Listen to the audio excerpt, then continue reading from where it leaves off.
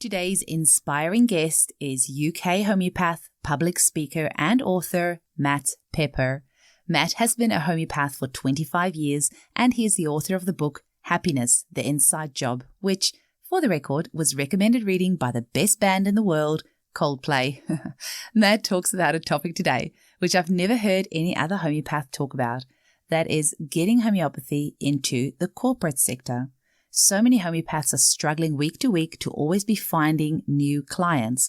But if more of us focus our attention on getting a corporate client to work with, we could benefit from the ongoing work we'll be receiving by caring for their staff, while the company benefits from having happier, healthier staff, which obviously leads to better retention rates. And really, it's just a win-win for everyone concerned. So I really hope that Matt's going to inspire a lot more homeopaths to get into this area after listening to this episode. Check out Matt's website at www.mattpepper.com for info about his courses and his book, or if you would like to speak at one of your events, and also if you're a business interested in working with Matt to raise your staff's happiness barometer. Enjoy the episode. Welcome to the Homeopathy Hangout, where we discuss all things homeopathy from around the world. And now my mum and your host, Eugenie Kruger. Hello, homies, and welcome to Homeopathy Hangout. Today, we get to hang out with the really lovely Matt Pepper, all the way in the UK. Welcome to the show, Matt. Thank you for having me, Eugenie. Now, I start with the same question with all of my guests. How were you first introduced to homeopathy? Thank you. Well, yes, this goes back a long, long way. When I was about 13 and a half, I was bedridden for 6 months with a mystery illness that no one knew what they could do with me. I travelled around the UK to different hospitals and clinics. Yeah, I just didn't have any energy, headaches. When I look back now, it was chronic fatigue in a various form. But back in, this is 35 years ago. It wasn't labelled, didn't know what it was. And yeah, so my parents were beside themselves trying to work out how do we get this child better, as you would be. And so a friend of my mother's, I think it was, said, go and try this alternative doctor down in Devon where we lived. And she was a GP and a practicing homeopath. So she treated me the homeopathic way. And within about 3-4 months, I was right as rain, was better. So I was intrigued. And from that moment, I thought that's my job. So I knew when I was 14 that I was going to get into healthcare and homeopathy and different ways of doing things, because I just loved that I'd been so ill, and to be better again, it's like, I just knew that was what I wanted to do. So I just started from there, basically. That's how I got into it. That's so cool. Now, there's an extra little bit on that story, which when I did your online course, Fire Up Your Happiness, there was a little extra really cool part to that story that you're going to have to add on if you don't mind. Okay. Is this how I got to college? Yeah. Bit? Okay, cool. So I chose the homeopathic college I wanted to go to. Was in London. It was a private college, and I just knew, you just know that's where I'm going. I'm going to go to that college. Nothing's stopping me. I just had that kind of intention of that inner knowing of I just so wanted to go to that college, and kind of move away from home and see it as my university kind of thing. Because I was 20 when I decided to train. I was quite young. Wow. Anyway, I didn't have the money to do it, but I was still going to determine to go. And then 3 weeks before the course was about to start, I had a phone call from a lawyer who said, please, can you come and see me? I want to chat about your course and your college. So I didn't know how he'd got my name or number. And so I just went along, told him for about half an hour why I wanted to do it and why I was passionate about it. And then he left the room, came back in about 20 minutes. He said, I've got some really good news for you. My client wishes to pay. And I was like, jaw drop. It's like, what are you talking about? And he said, my client wishes to pay. And there's 3 things you have to do. Turn up to college, don't muck around and skive. I was like, I can do that. Send us a report every term. And then the 3rd criteria was we will always remain anonymous.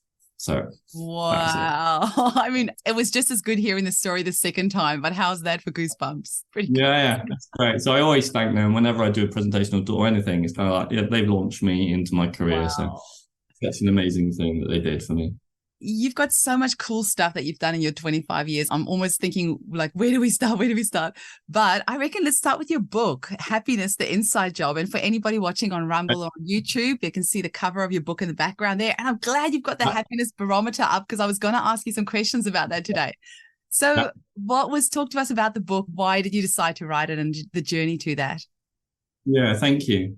So this happened when when I was first in practice. I was just loved being in practice and really helping people and seeing them transform and just getting over their physical ailments. And you really realize that when you sit someone in a chair and ask them how they are, kind of a whole story comes with that. Kind of you suddenly get behind the scenes. And I knew, trained as a homeopath, I knew it was to do with that. But I then really got into, there's a lot going on with people's lives and stress and upset and worry and confidence and all sorts of stuff.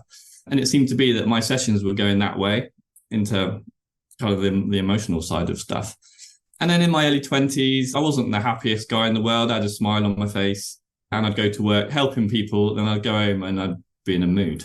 And my mood would go up for 2 days and down for a day and up for a couple more days and down. And I had stuff going on in a relationship that was tricky. And I hadn't seen my dad for 10 years and we're now 30 odd years of that. So there was stuff going on. And I thought I didn't want to be a practitioner that went to work and sort of showed people how to be well and happy and then go home and wasn't doing that.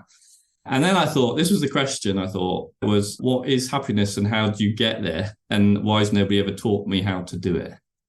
So I thought there's got to be answers. Someone must know the answer to this. It's kind of what I believe that we kind of all want. We want to feel good. We want to have a nice life and feel good in our own way. I thought, what are the rules to that? There's got to be rules to that. So I went on a little quest and I put myself through counseling and psychotherapy. I've hung out with monks. I've gone up and down mountains. I've done wacky, crazy courses. And I decided just to take the bits that I like and then see what worked on me and then what would work on my clients as well. And I just basically just picked all the bits out and picked the best bits that I liked. And I'm someone that's got quite a short attention span. So I'm a bit like, don't give me like 2 days of lectures on one thing. Just give me 4 bullet points of what I need to know and then I'm going. So I'm a bit like that. So I suddenly thought I would love to have the book that I wish I'd had when I was 20, kind of. It's like that was my kind of philosophy. It's like if someone plonked this book down in front of me and said, I think the answers or possible answers here that's going to really help you feel better in yourself. So when you feel better in yourself, everything else blossoms. Our life is better, relationships are better, work's better. We deal with stuff a lot better when we feel better in ourselves. And I thought, well, how do you feel better in yourself? So that's what I did. I just kind of pieced together the stuff. It took me quite a few years. It took me 5 years to write it, to be honest. I thought I'll do it really quick, but I just kept adding different chapters and different things together. And then it got taken to an editor and they really liked it. And we put it together and it came out about 4 years ago, I think. So that's the background of it. And I made a conscious decision not to have homeopathic remedies in there because I see that as a tailored approach, even though it can help mental, emotional stuff. But what is in there, I believe, is the kind of the foundations to becoming like a happy person. And then you build from that. And, I've got teenagers and I've kind of thread that into them as well. So it's kind of like, this is foundation stuff and tools and tactics you can use in your everyday life. And then obviously the remedies, everything else around that are brilliant. But I wanted to create like a mini manual, I suppose. And I was really fortunate that Coldplay really liked it. And so they tweeted about it and then it went a bit nuts for a bit. So it's had some great backing. It's done some great things. So that's what's going to be my question. You've just, and I have to ask, you don't have to answer if you don't want to, but are Coldplay your clients? Because I know you've treated a lot of celebrities as well. So obviously I can't say that, but I do know them. That's what I can say. Because do you know what I would really love to see? And I've said this on the podcast a few times. I would love a few kick-ass celebrities to stand up and say that they use homeopathy. We just need a few big names to tweet about homeopathy or to put it on the Instagram pages. We need it. I know that they use it. I know it. We just need them to come out and say it. Yeah, exactly. It's well used in the celebrity world, I believe. So it's kept under wraps. It'll come. It'll come. Now, it's interesting that you say about the short attention span because so many people these days, myself included, do have shorter attention spans. And I think social media, things like that are not helping. But your course was set up specifically for the person with that short attention span to fire up your happiness course because you've got it in nice little 1 minute, 5 minute chunks. So you get that little dopamine hit of, I finished another section. I finished another section. Get that all throughout the way. And it has really made it so much fun to do the course. So great job on that one. You did really great. Oh, thank you. That was really fascinating. So that was about, the course came off the back of the book. So I'd worked homeopathically with a senior staff nurse at Great Ormond Street Hospital, which is the children's hospital in London, who was in a really bad way, kind of with anxiety and depression and just in a bad way with their relationship. And yeah, she was in a really stuck corner. Anyway, I helped her over a couple of months, and her boss said, "Why are you feeling better? What have you done?" So she said that she'd come to work with me personally. Anyway, the boss phoned me up and said, "Can you make 39 nurses happy in 3 hours?" I was like, that is an opportunity I can't turn down. I have to say yes to that. And it was like they had an away day, and they said, "We've got 3 hours, like a week on Thursday. Can you put something together?" So I kind of created the course off the back, just kind of picked bits out of the book and created a kind of a workshop really quite quickly. Anyway, they loved it, and I delivered it to Great Ormond Street over 20 times. And then it got picked up by the NHS in the UK, down in the Southwest. And we put nearly 2,000 of the medics and staff through the live workshop. So then, which was great. And then COVID hit, and I couldn't deliver it anymore. So then it got switched on to an online version, and I kept getting asked for it. Can my sister use it? Can my cousin use it? And all this sort of stuff. So now it's available for anybody to use. But it's been amazing. The feedback I've had from it is really cool. It's kind of a bit of fun, but hopefully it's insightful at the same time. It's just, hopefully I tried to make it really user friendly and just something that people can take into their day-to-day lives, basically. It is. I don't know how you found it. Yeah, no, absolutely. And I really like the worksheets as well. Like sometimes you just got to get those ideas. Like what are the things, what do you call them? The quick wins or something like that. The things that you can do right now to make you feel better. Yeah. One of the biggest things that I love is how you say, all of us, like we've all been there, and we hear this in our clinic all the time as well, right? My job sucks. My relationship sucks. My life sucks. Everything sucks. I want to leave my job. I want to leave my relationship. And I love how you reframe that and go, okay, that's fine. But first, let's get your happiness barometer up. And then you decide if you want to leave your job or leave your relationship. I love that. Can you tell us what is the happiness barometer, and then just why it's important to get that up before you make these really important life decisions? Yeah. So the happiness barometer is kind of the scale that I use. And obviously you can see me on video, it's here behind me. But just listening, it's kind of like a ladder. So with 5 different rungs. At the bottom rung, I call despair. And then this next one up is not good. And then you've got good. And then you've got okay. And right at the top, you've got feeling great. And what I've realized is that many of us believe that, from social media and things like that, you think, oh, everyone else is feeling really good and great because they kind of project the best life out to the world. But what I realize happens is that we all wobble up and down this thing. I'd say on an hourly, 2 hourly, half daily basis, you're feeling good, and then you're not good, and then you're down a bit more, and then you're up a bit. And so we kind of move up and down. So that's the first thing. It's kind of, we are all hanging out on this barometer somewhere, and normally you can pick, I'm generally there, but we do this. The second thing is that life and the perspective through which we see things is totally correlated to where we're hanging out on the barometer. So as you say, if I'm feeling not good, kind of how does life feel? Life feels rubbish and a bit bleak and hard and difficult. And then you ask people how your relationships are. Well, I don't like it. They're horrible, whatever the thing is. But what I've seen over the years is that if you can help someone feel better on the inside and kind of lift their mood and get them feeling good and bring them back up towards the top of the barometer, perspective changes, life changes, and we deal with things in a very different way. And I always say that you take your state with you. So if you're not feeling great and you make changes in that mode, you're going to take yourself to the next job, to the next partner, to the next whatever. And obviously sometimes your instinct might tell you that you do need to change something. That's slightly different. I call that our listening to our wise old gut. Sometimes we need to listen in, make those choices. But whenever I see anybody or do my courses, say, let's get you feeling good first, and I'm going to ask you again. Because I've seen it well over 90% of times where people are about to quit the job.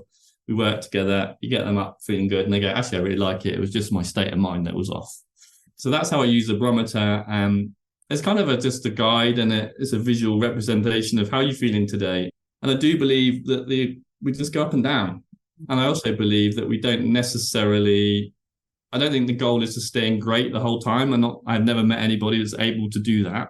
But obviously, as you slip down, the more time you can spend towards the top and feeling good and great, the better. So my work is about giving people the tools to make the time down the bottom less and the time up towards the top more.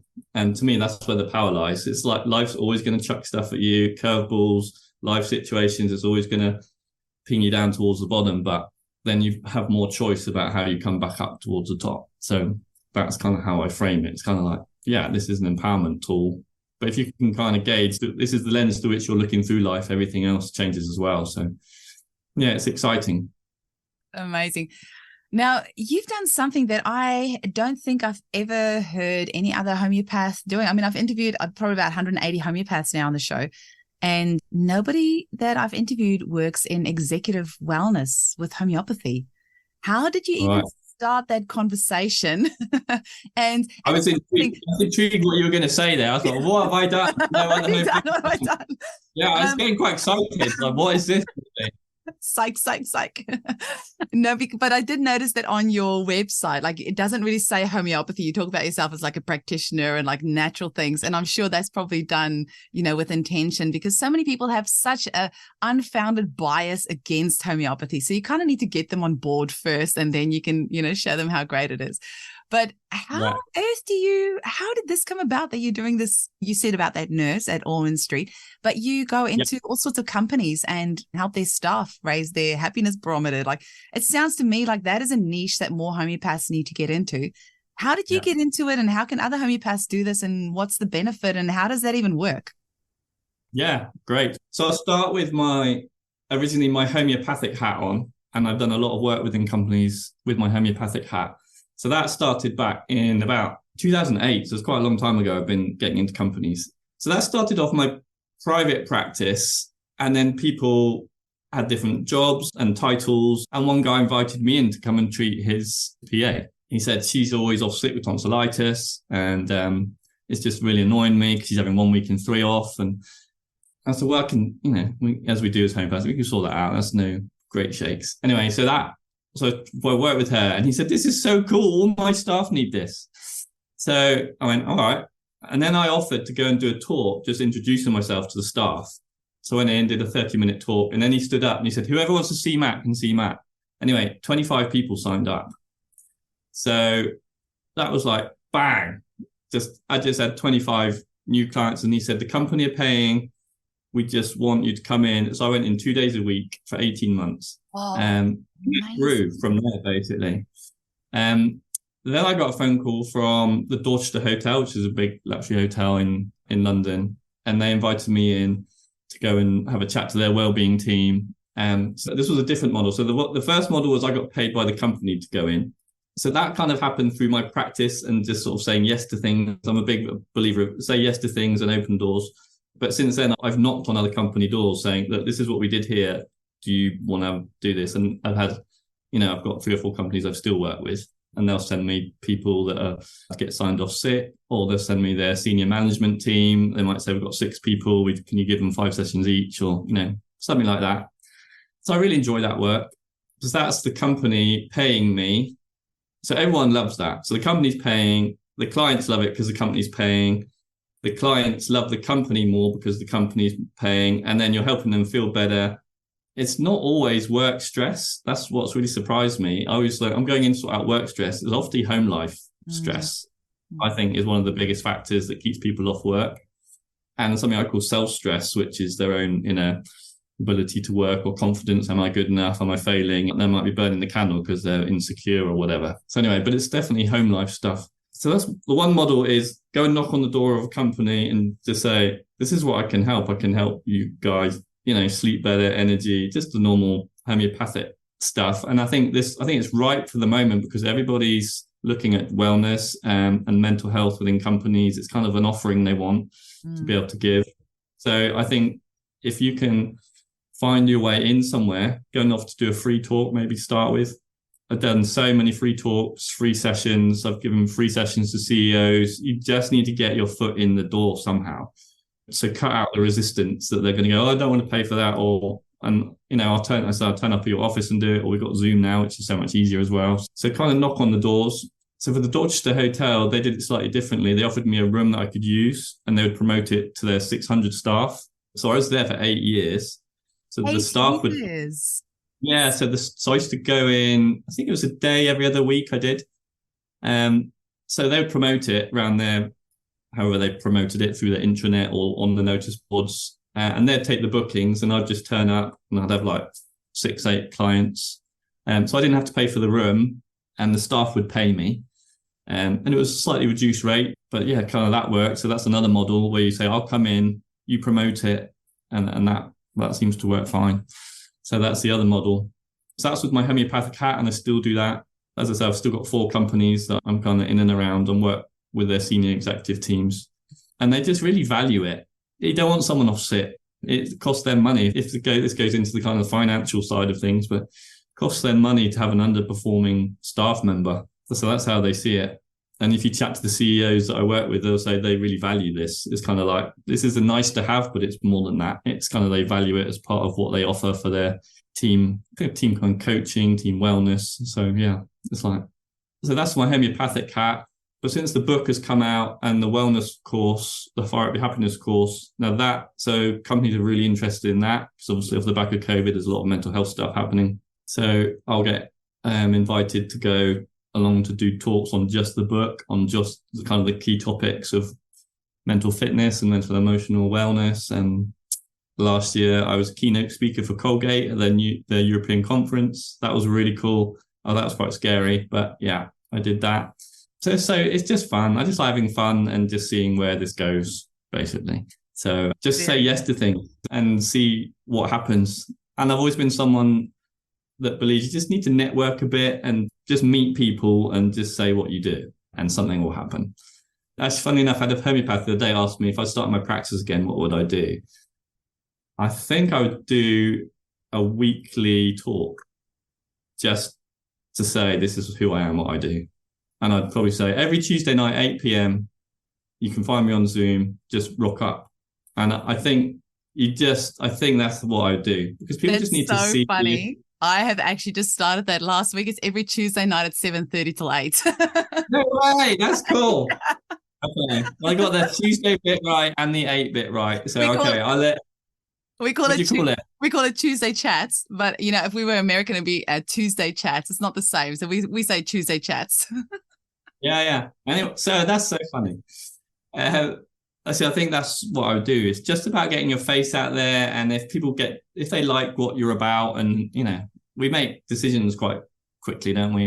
If we like something or not, something that feels right, or someone resonates with us, or just do we think that they can help us, or their story they like, whatever the thing is. But you're just going to build a practice quicker doing that than just waiting at home for something magically to happen.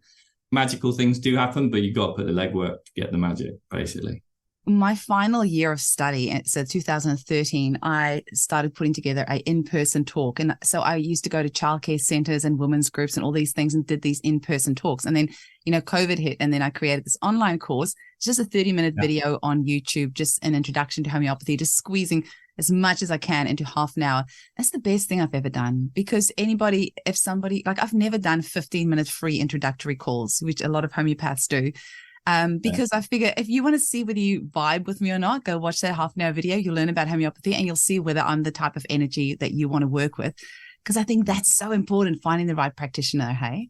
I think that's half the battle won. If you have a practitioner that you really vibe with, that really makes everything flow so much more. That's really good advice you've given. And I hope any of our new homies that are listening to this episode take that on board, and just that consistency, right? I think having that consistency consistency is the key, because I think we can maybe all be guilty of this. You give something a go once or twice and then you go, oh, it's not working. And I was laughing the other day because I did talk about 4 years ago in kind of a local town here. I went to a village hall and I put like 40 chairs out. So I thought, oh, well, people will come. And anyway, 2 people came. And I was like, right, just carry on. And I've had that happen too, by the way. I've had one person turn up. Yeah. But that's good as well. You just got to keep plugging and put in the reps. Yeah, I think so. I think one of the 2 became a client, and it still works. You just got to do the legwork, and then it will build, and you'll just find your way and what you're comfortable with. I think my other bit of advice is just go with what you're comfortable with, and especially if there's a topic that you're really passionate about and that you really like, just kind of start there, stick there. because that's kind of what you're into. So there's no point trying to do stuff that you're not comfortable with. So that's my other bit of advice, probably.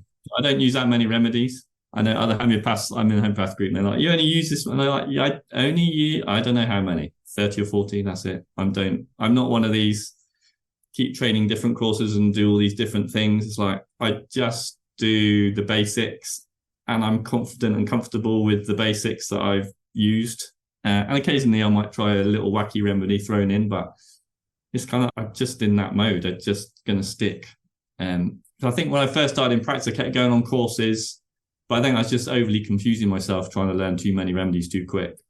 And I thought maybe it's a low confidence thing of like, if I keep learning, then I'll get better. And I think, no, I'll get better at what I'm good at. And then that's the better way around. So that's just the way I do it. Absolutely. I've had some homeopaths on the show that have said exactly that. Like they found their thing and they're sticking with it. And at the end of the day, the people who need you are going to find you.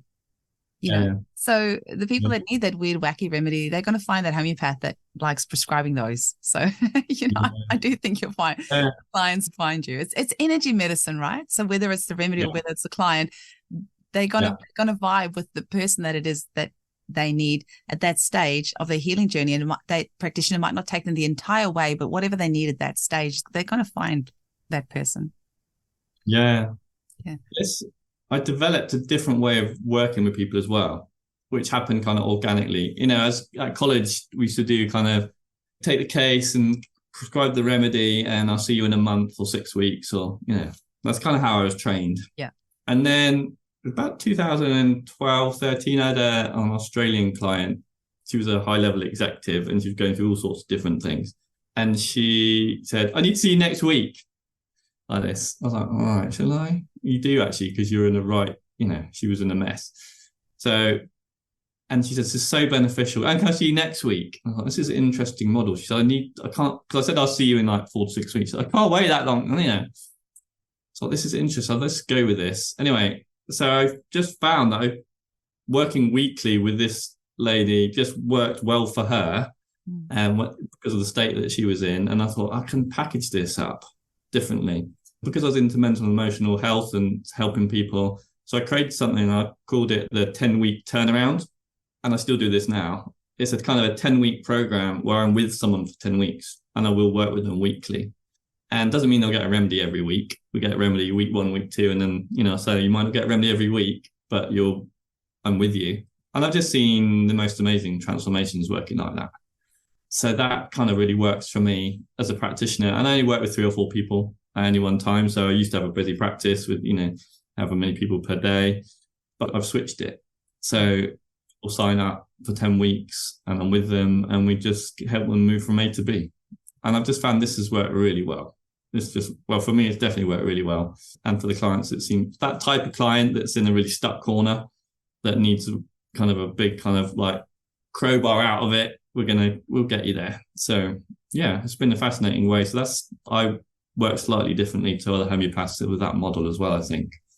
I think people like the support of that, I find. And there's a beginning and an end point, and I don't dump them off at the end if they need, and sometimes people need the odd 1 or 2 after it. It's not finished and done, but I definitely find that it shifts people big time. So, yeah. Really like the sound of that. And I really appreciate you sharing that business model on the show, because I'm just thinking that this is really going to resonate with some homeopaths that are maybe they are people that are more sensitive. So they get drained by seeing several clients, but they are really good at really honing in on that, that 1 or 2 or 3 or whatever, 5 people, and really digging deep, going deep with them and really holding their hand along the way. And there are clients who need that. I have some clients who are highly anxious. And I'm like, oh my gosh, I can't give you what you need, because you need somebody to really be there for you every single week. And you really hold your hand this whole way. And I know that because I a few months ago, I was kind of floating this idea of having just maybe 10 people per month, kind of like a subscription type service. And then they have access to me 7 days a week, from 7 a.m. to 7 p.m. or something like that. And it will be like a high end type product, and specifically for these really highly anxious clients. And I never ended up going through with that. But there are some people who are desperate for something like that, like seeing their homeopath every, 6 to usually see my clients every 8 weeks. I'm just thinking, for example, I'm doing palate expansion with my dentist, and sometimes I get really bad with tuning my palate expander. But then I'm like, oh, I know I'm going to see him in 2 weeks' time and he's going to tell me off, and that's going to like re-inspire me to get back on the horse. So sometimes it's really like I like going to him because I know after I've been there, I'm re-inspired to go back through the pain of, the expansion after I've had that chat with him. So when you have this regular follow-ups with your clients, I think you're going to get amazing results because you're really there checking in on them and building that relationship on such a deep level in such a short period of time. Yeah. Like a mentoring service almost. I'm just thinking I've done mentoring sessions with people, and it sounds like almost something like that. Yeah, it's just a very different way of practicing. I'm just thinking of the last 3 people that have gone through it. So one lady was in a really bad way with her husband and looking like they're going to split, and her daughter was having mental health issues, and she was self-employed, and so there's just a lot of stress and anxiety and worry and life stuff going on. So she slotted into that, and it's just, as I say, my work is about how I'm not there to change anything in someone's life. I'm there to help them change to feel better, and then everything else falls off the back of it. So seeing her weekly and just building her confidence back up and getting her less stressed and sleeping better and like sorting the headaches out and getting the stuff, just doing it quicker. It's just quicker and being that support for her. So she did really well. Another was actually a CEO I worked with. He sent me his 18-year-old daughter who was going through a really rough time after a breakup and exam stress, and she had other things going on as well. So he plugged her through the 10 weeks. So it's just, and another guy he owned a company, he did it. He was pretty suicidal, but he couldn't work out why because he had everything.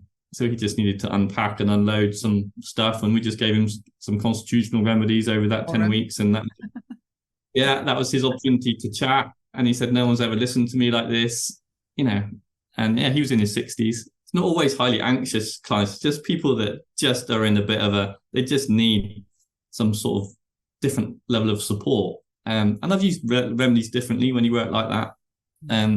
They wouldn't give remedies every week necessarily, but as a business model, if you're building up a practice, it can be useful because you book someone in kind of for 10 weeks. It's just a different way of earning money. So you can have that as a high-end offering, if you like, and then you can still see people monthly or whatever. But you'd be surprised how many people will take it up, I think. So, yeah, I love working like that. And you really get to know the person, and it just shifts people. It just shifts people quick.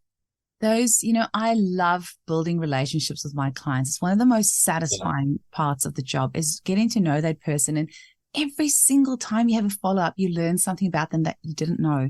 And every single time they remember something that they'd forgotten or never thought to tell you. And as they start understanding the process a little bit better of what it is that you need from them, they're able to help you help them.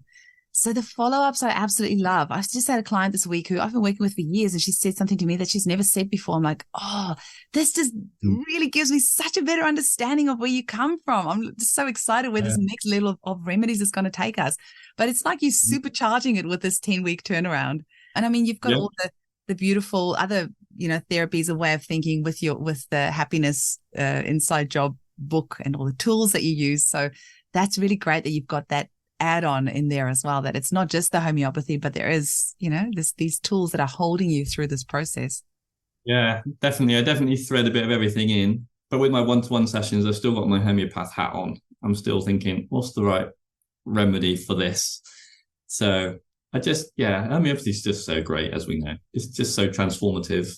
And the relationships you build with people, and it's great, especially for kids. It's like, let's get the kids on this stuff. So, I've got 3 kids, so all mine have been brought up homeopathically. Yeah, I did like that elevator story. I had to have a giggle about that one. Okay, yeah. And you told it so great. I was like imagining it in my head. I'm just yeah, but these are all true stories. I don't make them up. Kind of life happens. And, we'll have to tease the audience. They're going to have to go do the course now to find out about the elevator story. Yeah. Well, that's where Trooper and Drooper were born there. So I saw it. It was really cool. And I had to laugh when you said about the Superman t-shirt, because I've got a son who's turning 12 soon, and my daughter's 8.5. But he had those t-shirts, the little Velcro with a superhero case. Yeah.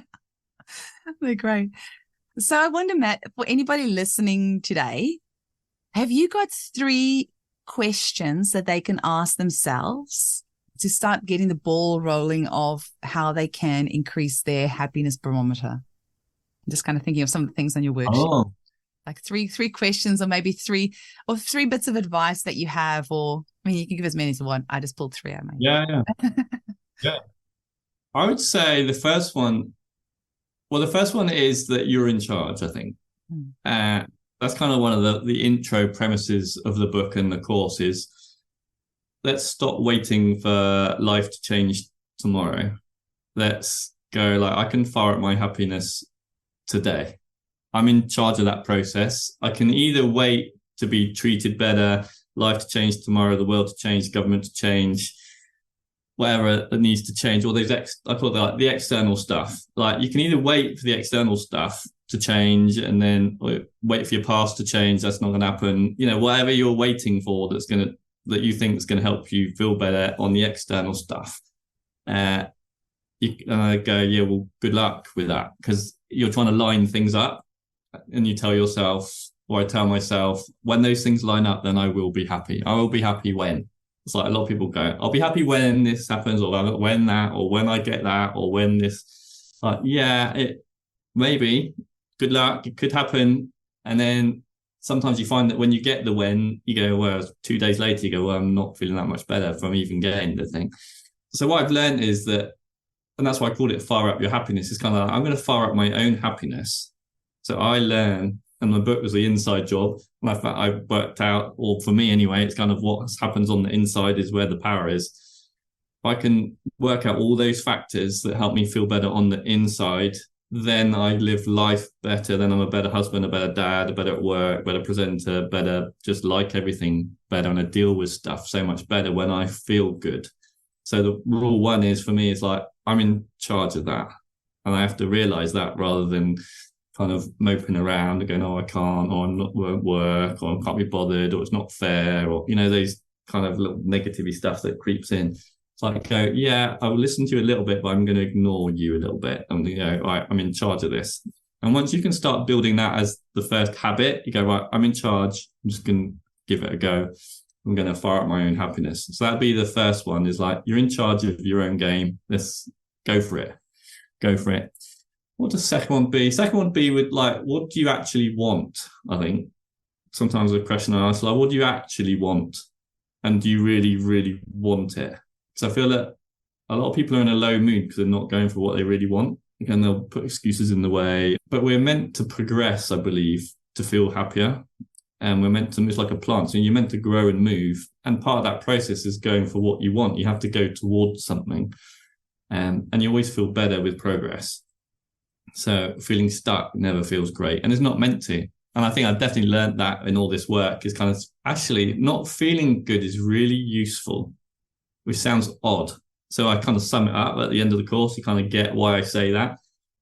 But when you're not feeling good, it's trying to show you it's a feedback mechanism, basically. It's like, if I'm not firing up my own happiness and I'm giving it someone else to do, that never kind of feels that great.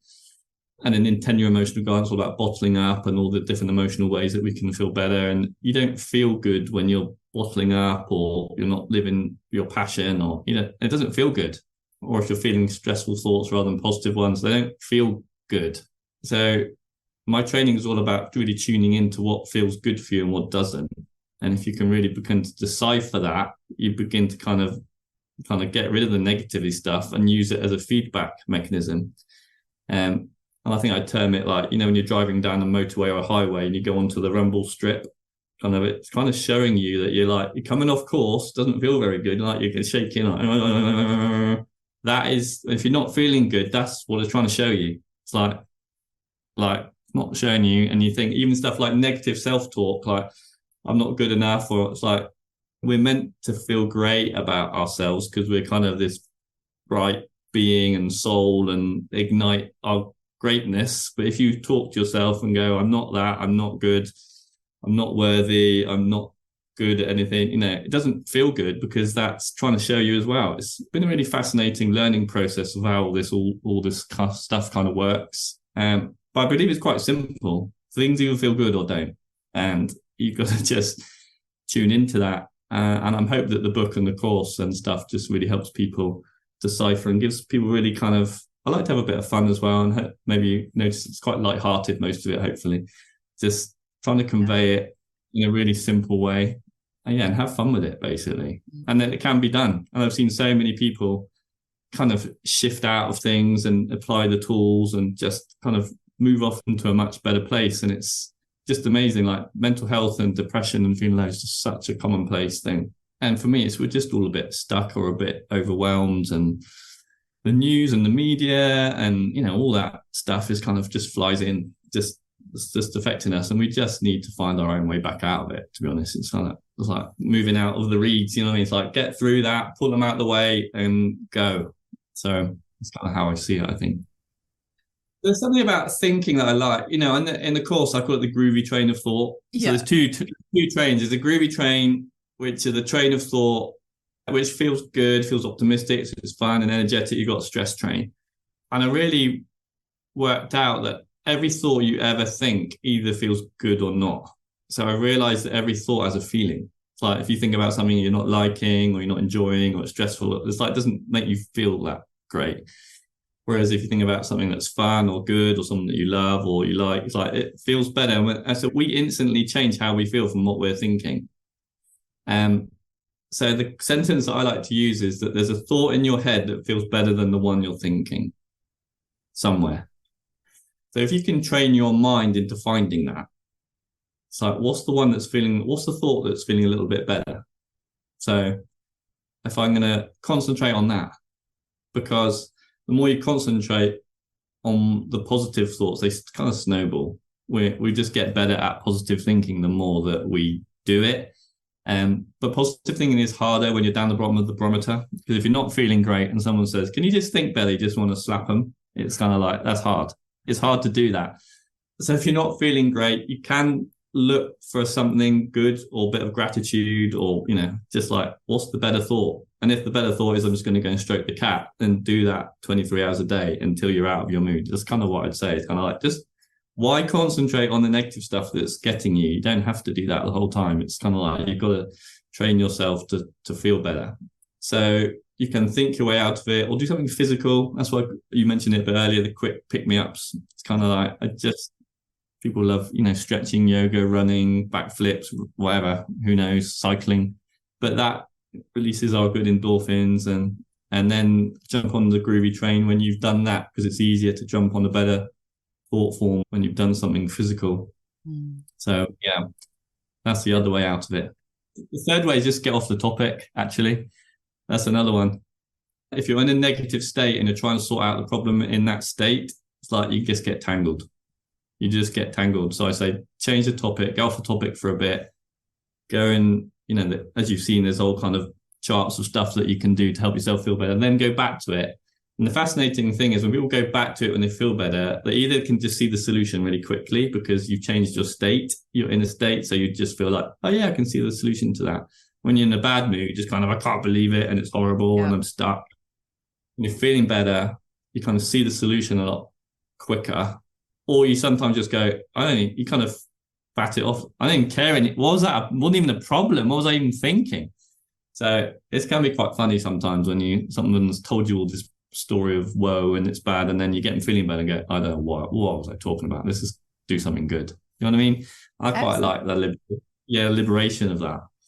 And it is a habit. Like the more you do it, the easier it does become, just like anything else. I think the first thing is catching yourself in that thought, because you can sometimes be in that loop and not even realize what you're doing, but catching yourself in that thought and then having the tools to know how to change it. It's really... Yeah. So that's the other thing so that's why I called it a groovy train, because if you hold a thought in your head for more than 7 seconds, another one of a similar quality joins it. Oh. So the train carriages pull on behind. Okay. So that's why so you have a negative thought. And the imagery that I use is when you go to the fairground and you kind of whack a rat, whack the mole sort of thing, the negative thought comes out. He's got not interested. Whack, go, not interested. Just move along. And then you try and jump on the groovy train and find. So in the course, we get you to kind of plot your groovy train thoughts that you can just go to. And if you can, as you say, if you can kind of discard the negative ones, because if you get on the negative thought, the next carriage will come, the next carriage will come. and then you'll be right down the end of that track in Pity Partyville often.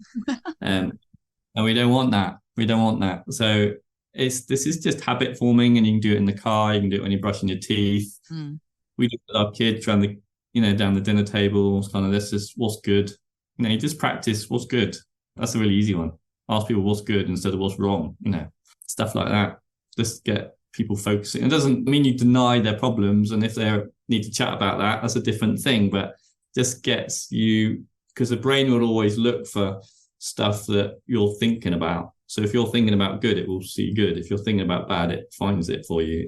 Absolutely. It's like when you buy a red car, you suddenly see red cars everywhere. So your brain will look at self-affirming information, right? That's exactly what's happening. Yeah, it's really fascinating. So the more that you can shift this, the better life becomes. And that was the aim of the course, basically. It's like, can we get you just to start? It's like, what are the foundations to someone feeling good, feeling happier, and learning those kind of inner tools, if you like, to feel good, and then build everything on from there, basically. Matt, how can people get hold of your book and your course, and if they want to work with you? Actually, UK is our third listenership. We've got America first, then Australia, then UK at the moment. Sometimes the UK pips Australia, and sometimes Australia pips. Does it? Yeah, it dips on the code. But so for UK listeners, I mean, you do online as well. So how can people get hold of you, and where can they get your book? So the easiest place, the base camp, as it were, is probably mattpepper.com. As everything comes from there. The book is on Amazon, or you can order it into your local bookstore if you want to support local bookstores. But yeah, I've done stuff in all, especially with Zoom, I've done some courses for Colgate, from Colgate North America to South America. So it's so cool, just this new online world. It can take you, I've gone further around the world from COVID than I did before COVID. So anyway, mattpepper.com would be the place. And you can, the course and the book are there. And the one-to-ones are all available. So I'm still tracking. I look forward to seeing what happens in the next 10 years. Well, thank you for the pep talk today. You like that, don't you? Like the pep I do. I really like it. Yeah. It was quite handy. The use of your surname. Yeah. It was very handy. It is handy. I will thank my parents for that. You should. Thank you so much for hanging out with us today. It was really, really fun. I really appreciate your time. Absolute pleasure. Thank you so much for having me. And good luck to all homeopaths out there, is what I would say. Let's go for it. Thanks. Bye.